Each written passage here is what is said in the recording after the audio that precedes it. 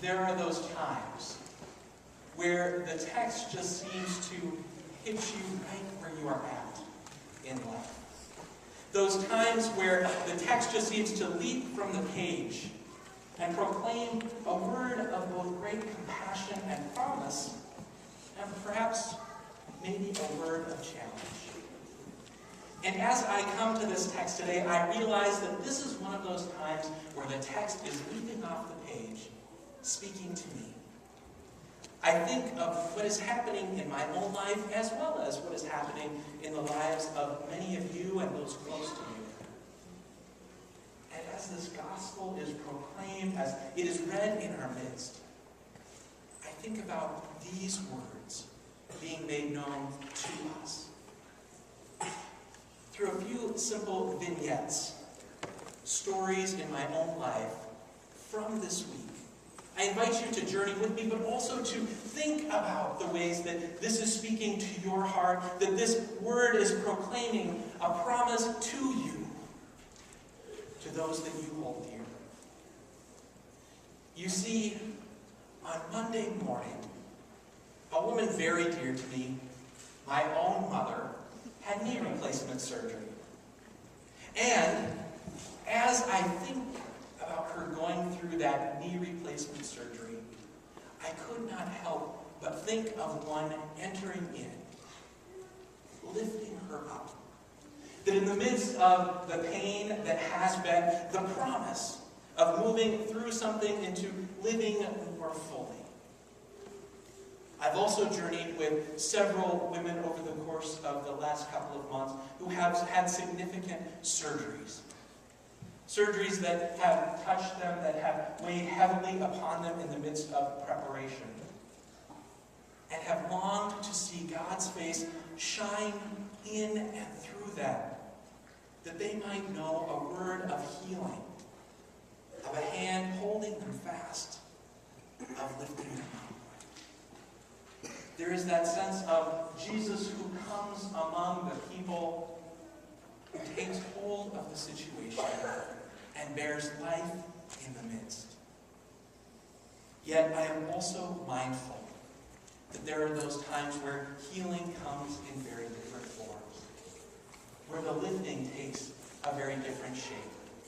And I think we need to be honest about that also.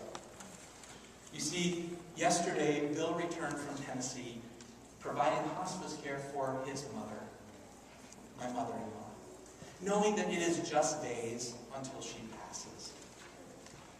And I received word from a dear pastor friend in the wee hours this morning that his wife, my age, passed away from cancer at 2 o'clock this morning or shortly thereafter.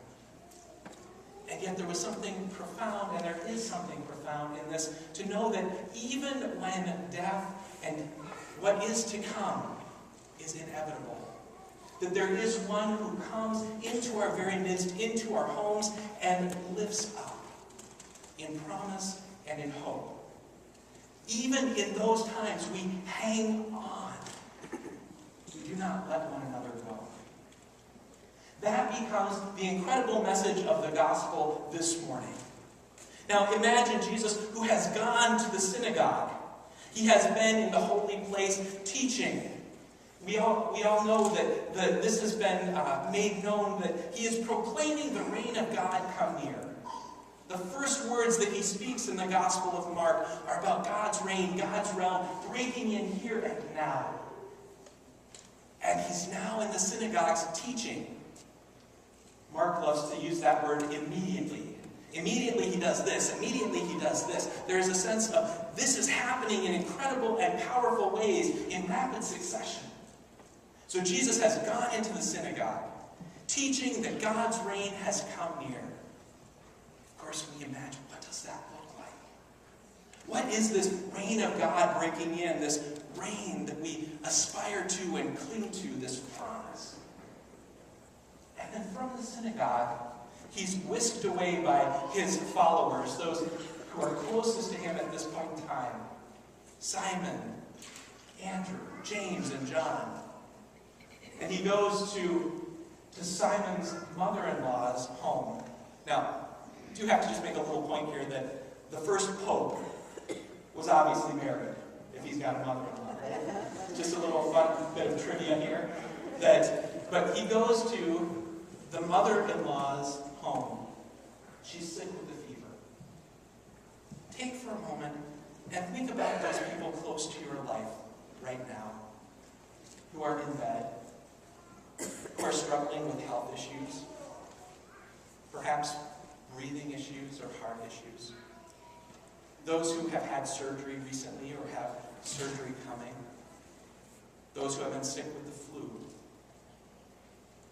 Connections we may think about overseas, of people who have been living with the fever, Ebola, in Africa. And what does it mean to say that Jesus enters in? He goes to this woman, this incredible woman, at her bedside.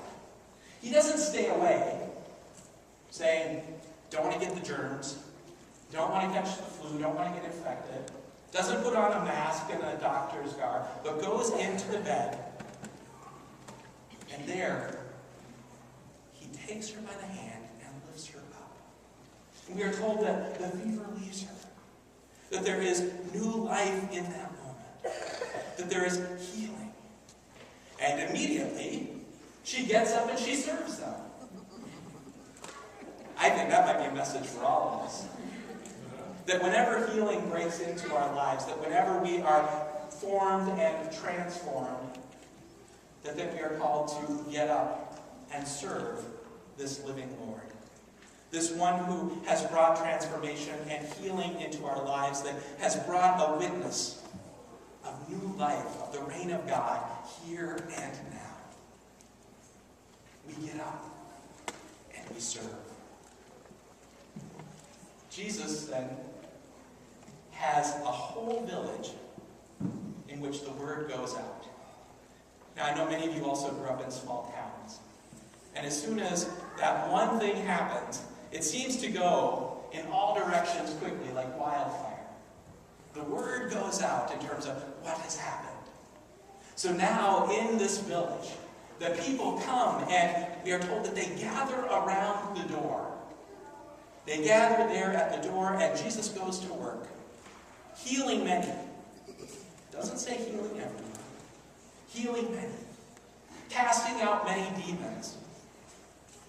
That Jesus claims new life and power over all that would bring death and destruction, that would bring brokenness and pain into people's lives. He works to proclaim God's reign in the lives of each and every person, allowing transformation and new life. The word continues to spread. At some point, Jesus needs to go to sleep.